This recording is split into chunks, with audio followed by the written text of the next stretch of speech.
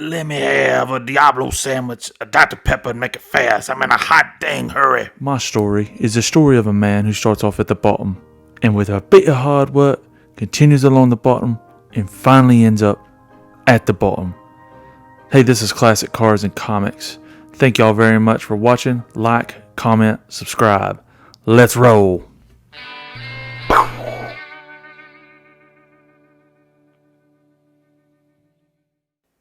This is where the fun begins. This is the installation of a TeraFlex track bar for my 99 TJ Wrangler. So I go into this thinking, okay, this shouldn't be too bad. They just loosened this bolt. I can see from the yellow paint, they loosened it whenever they did my lift install.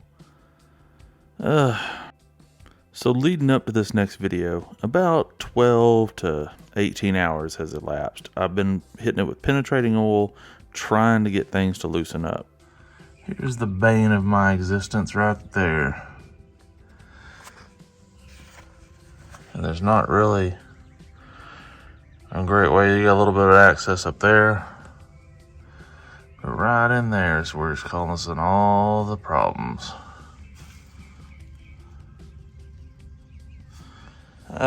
Maybe, just maybe this will work. God, love it. I've always heard a little heat. A little heat in the kitchen, a little heat in the bedroom. Get you a long ways. We'll see. So this box contained one Bernzomatic 14.1 ounce tank, as well as this pencil flame adjustable attachment. And it is a manual start, so I'll have to pop off this little black protective cap on here, as we can't see it. And then I'll just screw this down on there. Should be good to go. Now heat rises, so you'll want to heat the bottom of this bolt. And I'm going to do it for about 30 seconds. And then I'll move over to the nut.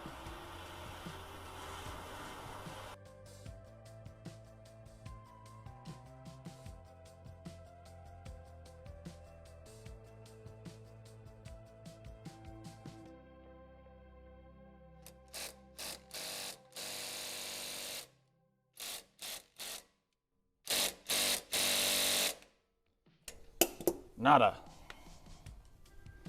Nothing, not even a budge. So we're gonna get back in there, heat it a little bit longer.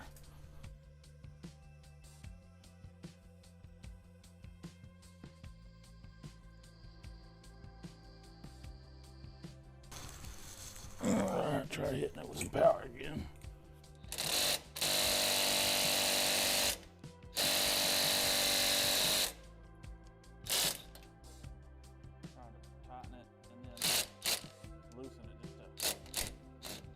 And it just stripped. God dang, I hate these things, man. I hate these dang Torx bolts. Yeah, it is completely stripped. Wonderful. It's just what I wanted on this fine day. My next stupid human trick, I think I'm just gonna take a reciprocating saw and try to get in there and just cut straight through the bolt. And then hopefully I can fish this part out of the back at that point. And then I'll be actually able to see both sides and do that. That's just where I'm at. I freaking hate these things, man. I hate these bolts. So, thus, plan B has kicked into full effect, and here we go.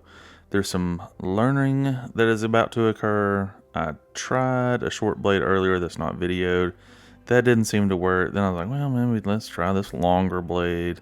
Let's see if that works. That didn't work. That bent.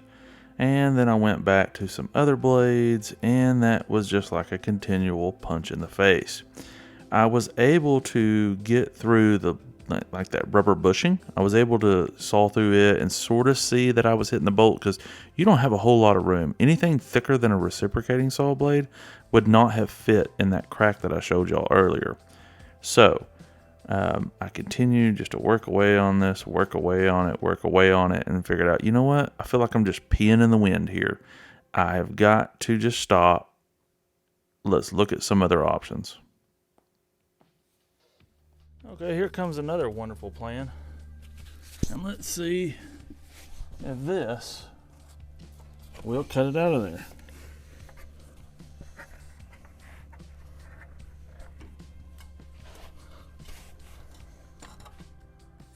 Hey, watch kids, this is a really bad idea. It's not a bad idea because it's the wrong tool for the job, necessarily. It's a bad idea because I didn't have a whole lot of room to work in, and I couldn't really see what I was doing and making sure that I was getting my angles right. That's why it was a bad idea. And let's look. Oh, it definitely got...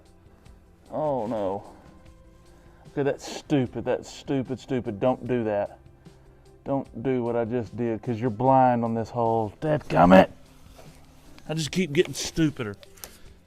That's even a word. So, I hitched up the wagon, took the long trip into town, and I'd done a little bit of reviewing on what good blades were, and I seen that these had some good reviews on them. So that's what I bought, and I went in with a hope and a prayer. Now, I'm not saying that this blade wouldn't have done it, but it didn't do it the first few passings. But this one in the pack, it did it. These other blades that I'd bought from Harbor Freight, they allowed me to cut through some mufflers at one point, but they just weren't getting the job done. So let's pull right up under here and see. I finally broken through right there. You can see where the errors of my weight got me with the grinder, but I am through at this point, as you can see right there. So now I'm just going to get to working on getting that bolt removed from out there. Then I'm going to have to figure out how to get this part out. I mean, I'm not in the home stretch yet, but at least I've got this part out.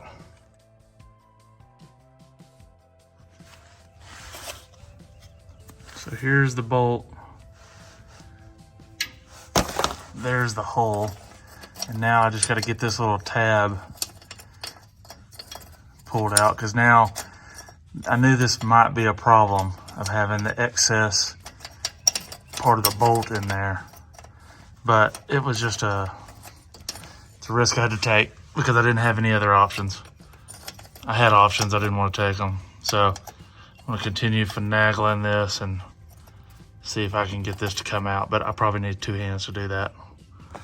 And I took my tripod in because I got frustrated earlier. Never thought I'd have to get with the Diablo to thank the Lord, but thank the Lord we are finally free and clear. So now it's just going to be trying to lock onto this with some vice grips or something and then just back it out, and then it'll go right back in there. Let's take a look at the damage I did, because I'm an idiot. It's not too bad right here.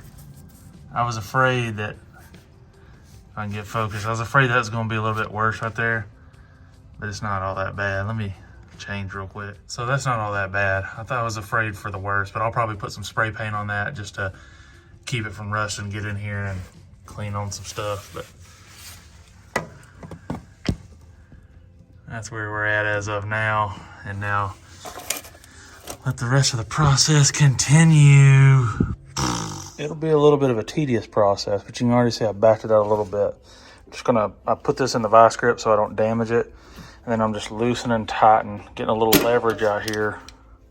See if I can.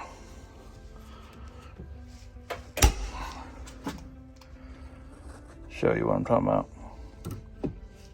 So I'll just get back to doing that, and I'll back it all the way out of there. Then hopefully we should be good to go. And these threads should hopefully not be messed up.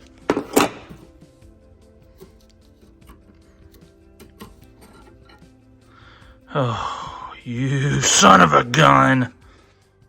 So from my non-expert perspective, it appears that this nut is galded, I believe is the correct term, and some of the threads in there are messed up. So I've got a tool to be able to fix that. This is a 10 millimeter. I've had to do this before for the hood. So you just get in there with that little tool, use a little bit of lube, just back and forth, and redo the threads. So the next little piece of fun is right there. I've got to get in there, remove that pin, and then get that castle nut, I believe is what that's called. Got to get that off, and then that should drop this free and clear after I whack it there a few times. And because why else wouldn't this do this? The pin just sort of snaps in two, because why wouldn't it at this point? Gotta love messing with rust. Okay, I put a little bit of PB Blaster on there. Use a little bit of a cheater bar, got back in there, and that is loosened off. The next thing will be to whack this with a hammer, try to get this out of the way, whack it with a hammer to get that to break loose.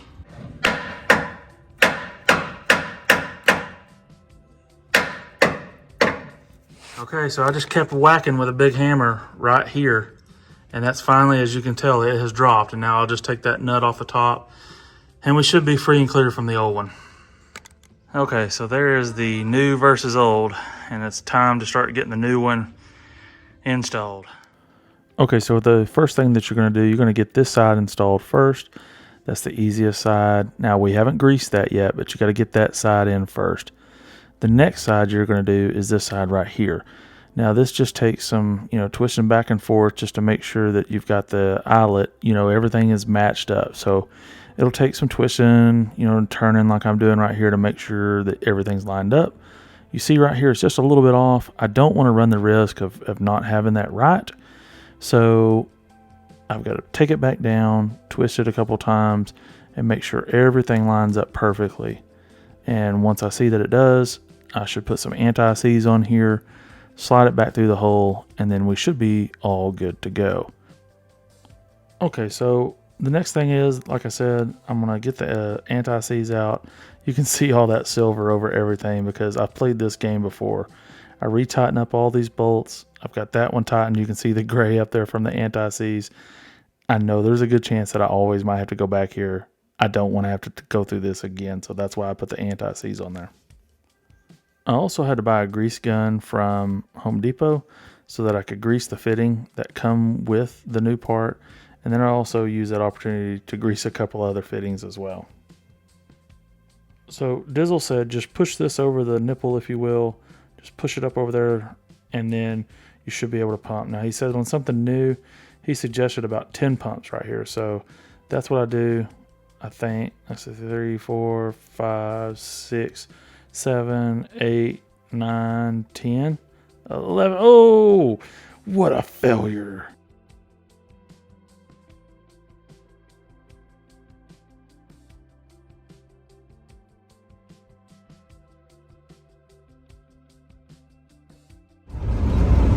So once everything was greased and lubed, it was time to take it out for a test drive.